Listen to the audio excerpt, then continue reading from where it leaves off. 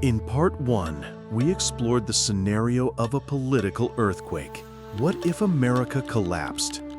We imagined a world without its global policeman. We saw how deep fractures could shatter the shield of the Union, and how economic collapse might give birth to new nations, rising from the ruins of Washington. We envisioned a map forever changed. But in the chaos that could follow such a downfall, a darker, more urgent question emerges. Who will fill the void left by Washington in the world's most volatile regions? In Part 2, we dive into the heart of this imagined storm, and we discover that the true heir will not be Iran nor Turkey, but a power that has always been at the center of the equation. A power ready to seize the moment of chaos, to redraw the maps, and to declare itself a ruthless nuclear force.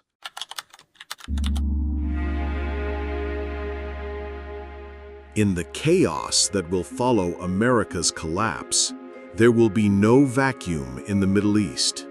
It will be filled quickly and with force.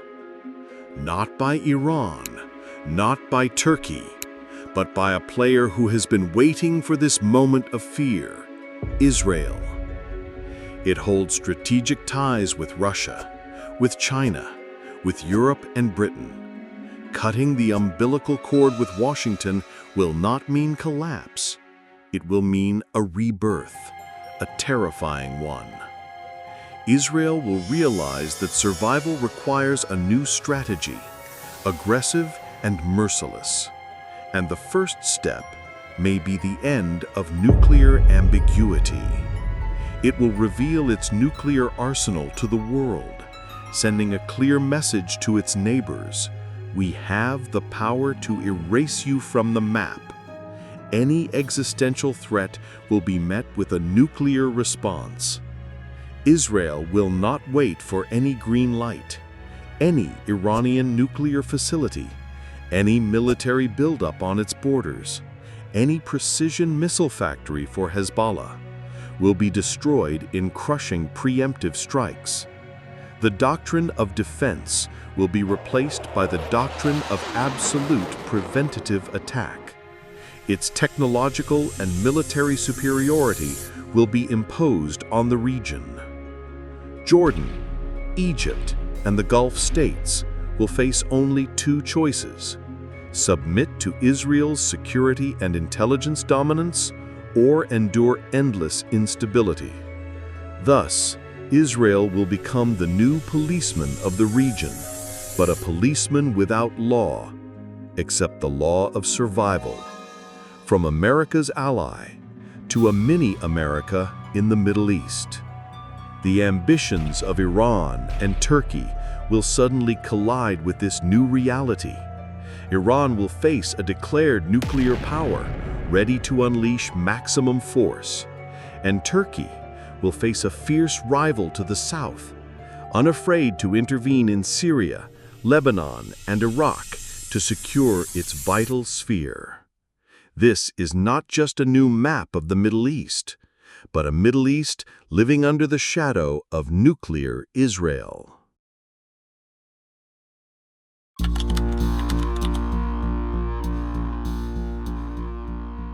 For Iran, the collapse of America comes at the worst possible moment, right after losing its pivotal ally, the Assad regime.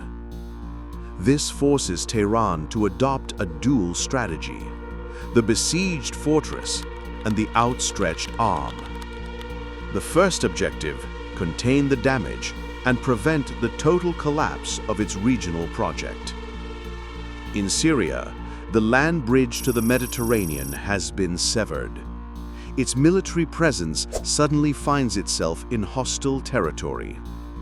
Its strategy there will shift to guerrilla warfare and proxy battles, not for expansion, but simply to harass the new Sunni government in Damascus and to protect what little influence remains. But in Iraq, with Syria lost, it becomes the last lifeline of Iran's project. Tehran will tighten its security and political grip on Baghdad, trying to turn it into a fortified rear base and the main battlefield against its rivals. Control of Iraq is no longer optional. It is a matter of life and death. And while Iran fortifies itself, it will unleash its two most dangerous swords to compensate for its losses. First, Hezbollah. It will evolve from a proxy into Iran's strategic spear. With no American deterrence, Iran will unleash it fully. Its mission will be twofold: to form the first line of deterrence against the new Israel, and to use its vast missile arsenal to blackmail the entire region, from Israel's gas fields to the Gulf capitals. Second, Yemen. Iran will escalate its support for the Houthis like never before, turning Yemen from a mere thorn in Saudi Arabia's side into a permanent strategic dagger, arming them with ballistic missiles and drones to threaten the Red Sea shipping lanes and the Bab al-Mandeb Strait, thus encircling Saudi Arabia from the south while holding a powerful card over global trade and energy security. With this strategy, Iran will try to balance its northern weakness with fierce offensives from the west and the south. But the outcome will be the same: a region turning into a powder keg, ready to explode at any moment.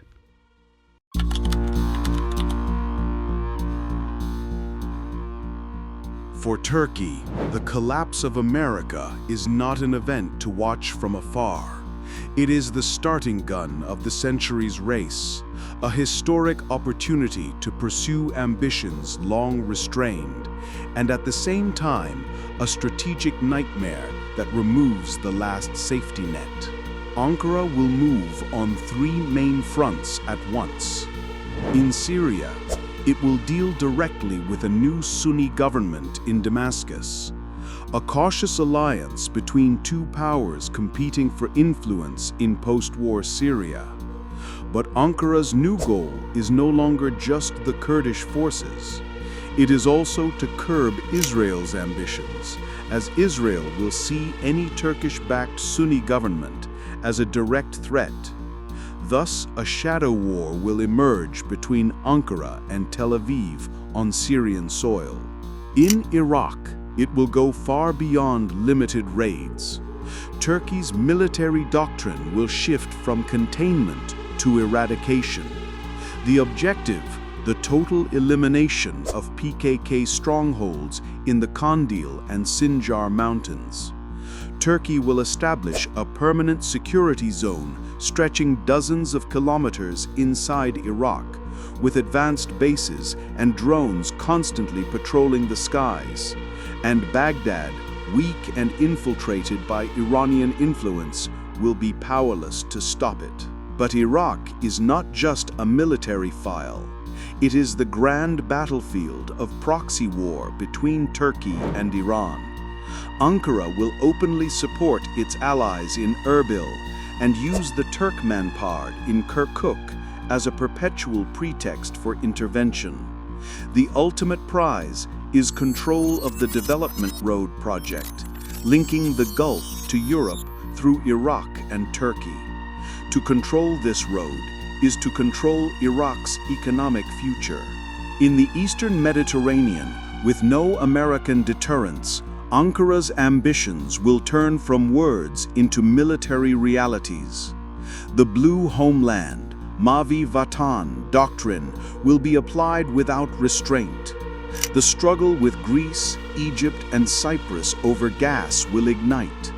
The so-called East Med Gas Forum will crumble before the Turkish Navy and drone fleet. And Libya will be fully used as a card to cement control over maritime routes. But Turkey's ambitions do not stop there. In the vacuum left by America, it will accelerate its grand ideological project, the unification of the Turkic world, from Azerbaijan across the Caspian Sea into Central Asia. transforming the organization of Turkic states from a cultural bloc into a political and military alliance, presenting itself as an alternative power in the heart of Eurasia. But every empire has its Achilles heel, and for Turkey, it is its fragile economy, an economy dependent on foreign capital and threatened by relentless inflation. In a world sliding into economic collapse, can Ankara finance military adventures on 3 fronts at once? Turkey may wield the military power of an empire, but it still carries the fragility of a developing state. The race will be feverish to discover which side of this equation will define its future in a post-America world. For the Gulf states, the collapse of America means the end of the social contract on which everything was built for decades. Oil for security is over. Suddenly, oil loses its value in a collapsed global economy, and security, once guaranteed, disappears completely. Each state will enter a brutal survival game, but in very different ways. Saudi Arabia, the largest state in the Gulf, and perhaps Iran's first target. Vision 2030 could collapse with the global economic crash. To survive, Riyadh will follow a dual strategy: a frantic arms race, and secretly or openly seeking nuclear capability to balance Iran and Israel. This is no longer a choice, but life or death. It will deepen its security cooperation with Israel, the Iran's new rival, while at the same time offering huge concessions to China in exchange for diplomatic and perhaps military cover. It is a balancing act on the edge of the abyss. The United Arab Emirates, as a global trade hub, will be the most vulnerable to shocks. Dubai and Abu Dhabi may face the specter of deep recession. The UAE will take 2 parallel paths, rushing into partnership with New Israel in security, technology, and intelligence, while keeping economic channels open with Iran to avoid direct targeting. But this could spark tensions with Saudi Arabia. Qatar, with its mastery of political maneuvering, will play its strongest card: natural gas. It will offer long-term energy deals to Europe and China in exchange for security guarantees to protect its shipments and facilities. It will avoid taking sides directly in the conflict, strengthen ties with Turkey and China, and maintain pragmatic relations with Iran, especially as they share the world's largest gas field. And so, the Gulf will turn into an arena of internal Cold War. Saudi Arabia, the UAE, and Qatar competing for influence and alliances. But the outcome, a fractured and weakened Gulf front, facing the fiercest external threats.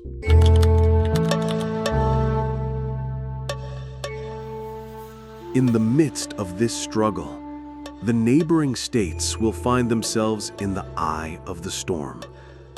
Syria and Iraq.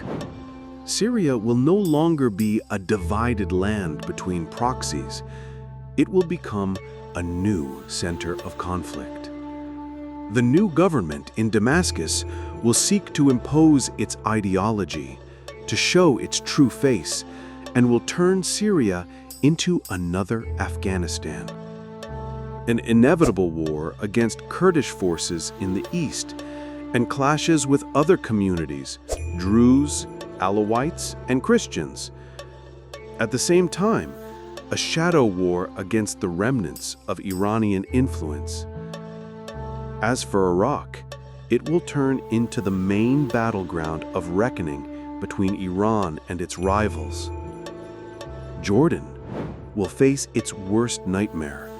After losing American support, it will find itself bordering a new, unstable, and ideologically extreme Syrian state, and from the east, an Iraq drowning in Iranian dominance, the very survival of the kingdom will be directly at risk.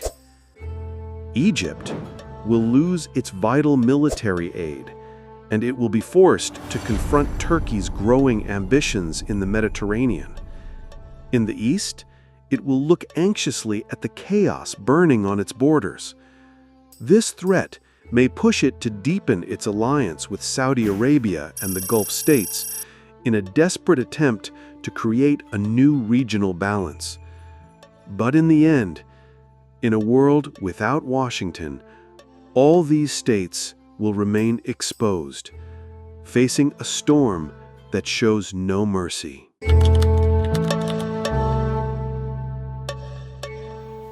At the heart of this chaos stands the world's largest stateless nation at an existential crossroads. For the Kurds, the collapse of America is at once the worst nightmare and an opportunity unseen in a century. In Syria, Rojava, the American withdrawal means total encirclement, Turkey's hammer from the north, and the anvil of the new Sunni government in Damascus, seeking to end any autonomous project. Yet, despite this existential threat, the Kurds hold powerful cards: alliances with Syrian groups like Druze and Alawites, European and French support, and control over oil and gas fields, negotiating leverage that cannot be ignored. In Iraq, Kurdistan region, the choice is existential. Will it declare full independence amid Baghdad's instability, or will it be dragged into Iraqi chaos?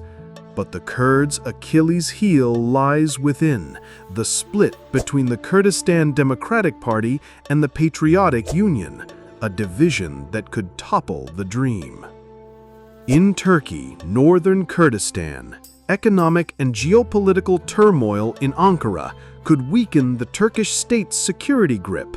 Here, the Kurdish political movement may move from the margins to the center of any discussion about a new social contract.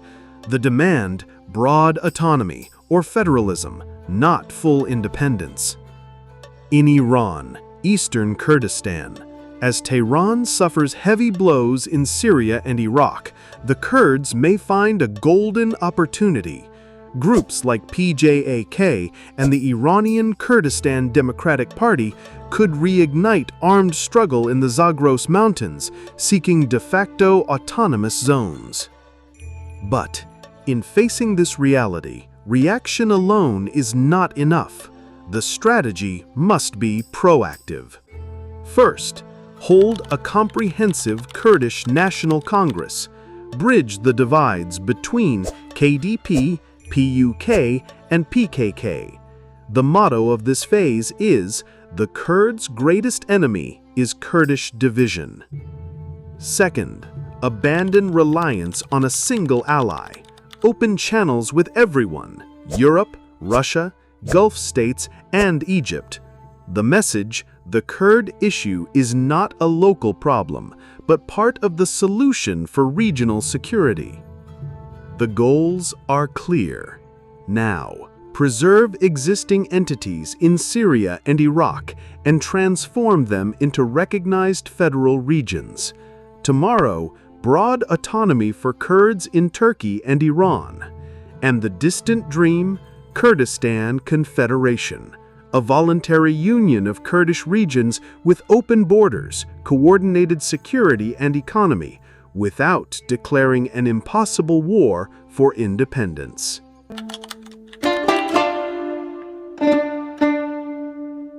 The scenario of the United States disintegration is not inevitable, and we do not wish it to happen. Yet, it is no longer impossible. It is a warning that nations, no matter how powerful they seem, are merely ideas living in the minds of their citizens. And when the idea of unity and shared destiny dies, The maps drawn on paper begin to fade. Is the same challenge facing the entire world. Can our deeply divided societies find a new story to unite them? Or are the forces of division stronger than any bond? The answer will not come. It is a new world order being built now on the ruins of the old one.